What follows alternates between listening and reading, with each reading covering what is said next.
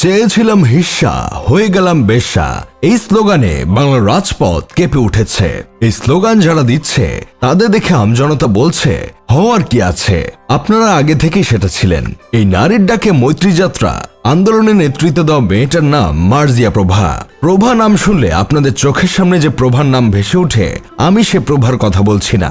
যে প্রভার কথা বলছি উনি হলুলুলু থেকে নারীবাদী বিষয়ে পিএইচডি করেছেন আর উগান্ডা থেকে ডক্টরেট করে শাহবাগী খেতাব অর্জন করেছেন। উনার মতো গণ্যমান্য অতি জঘন্য মানুষকে নিয়ে আমার মতো সাধারণ মানুষের কিছু বলার ক্ষমতা নেই। তাই আমি কিছু না বলে ইব্রাহিম খলিল শাওন ভাই যেটা বলেছেন সেটা তুলে ধরছি। 5 জন মিলে বাসায় গাজার আসর বসেছিল, তার মধ্যে 3 জন ছেলে আর 2 জন মেয়ে। সবাই মিলে একটা ভাড়া বাসায় গাঁজা এবং অন্যান্য মাদকদ্রব্য খাচ্ছিল। ওই 3 জন ছেলে এবং একটা মেয়ে পূর্ব পরিকল্পনা মাফিক বাকি মেয়েটাকে ইচ্ছাকৃতভাবে বেশি গাঁজা খাওয়ায়। এতে করে ওই মেয়েটা অসুস্থ হয়ে পড়ে এবং ঘুমানোর কথা বলে। 3টা ছেলে এবং একজন মেয়ে তখন ক্রূর হাসি হাসে, বুঝতে পারে তাদের উদ্দেশ্য হাসিল হতে যাচ্ছে। অসুস্থ হয়ে যাওয়া মেয়েটা জানতে চায় বিছানাটা কোন দিকে।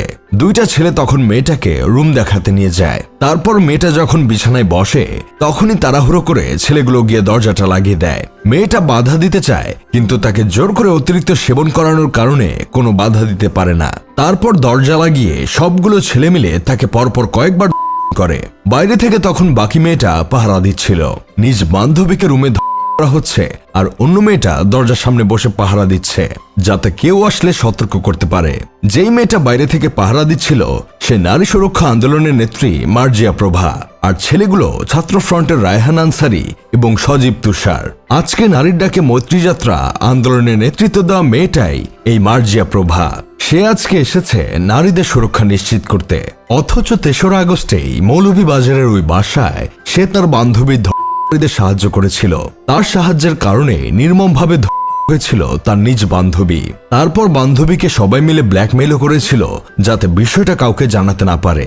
এই মার্জিয়া প্রভার নেতৃত্বে আজকের আন্দোলনে সবাই প্ল্যাকার্ড হাতে স্লোগান দিয়েছে, আমরা সবাই বেশ্যা, বুঝে নিব হিস্সা। এটাই হচ্ছে মার্জিয়া প্রভা নামক তথাকথিত নারীবাদীদের স্লোগান।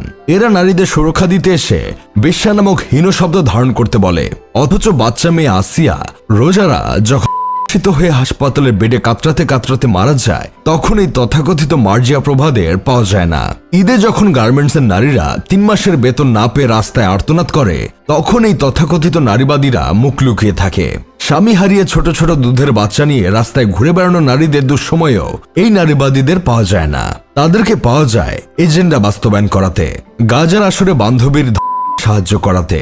সেই এজেন্ডা বাস্তবায়ন করতে এসেই ওরা আজকে নারী আন্দোলনে এসে প্ল্যান করে স্লোগান দিয়েছে, পাহাড় থেকে সেনা শাসন হটাও। তথাকথিত নারীবাদীরা নারীদের সুরক্ষা চায় না, তারা চায় নারী শব্দটাকে ব্যবহার করে নিজেদের পকেট ভারী করতে, নির্দিষ্ট একটা গোষ্ঠীর এজেন্ডা বাস্তবায়ন করতে।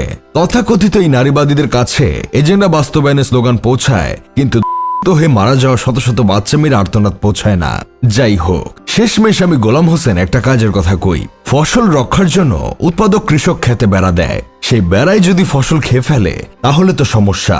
সে নিজেই অন্য একটা নারীর নিরাপত্তা দেয় না, অথচ এখন সে হয়ে গেছে নারী সুরক্ষা আন্দোলনের নেত্রী। এইসব দেখে শুধু একটা জিনিসই মনে হয়, কত খেলা জানো রে মাওলা, কত খেলা জানো, গলায় দিয়া প্রেমরশি আস্তে আস্তে টানো রে, রঙিলা ভান্ডারি মাওলা রে।